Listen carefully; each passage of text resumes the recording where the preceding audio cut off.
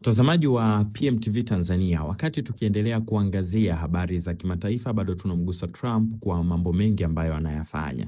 Tumezungumza kuhusiana na kile ambacho sema kuhusu Papa wa Kanisa Katoliki duniani kama kiongozi wa Kanisa Katoliki duniani, lakini vile vile pia kuna tamko jingine kuhusiana na meli ambazo zitaendelea kupita pale mlango bahari wa Hormuz, ambapo wanasema meli itakayolipa ushuru kwa Iran itakamatwa.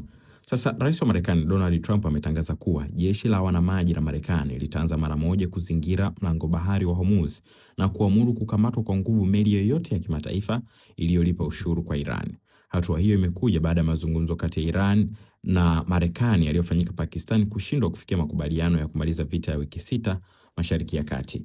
Kupitia ukurasa wake wa Truth Social, Trump amesema mazungumzo hayo yalikwenda vizuri kwa kiasi kikubwa, lakini suala muhimu zaidi la nyuklia halikupata mwafaka, hivyo jeshi la wanamaji la Marekani litaanza mchakato wa kuzuia meli zote zinazoingia au kutoka katika mlango huo muhimu wa bahari.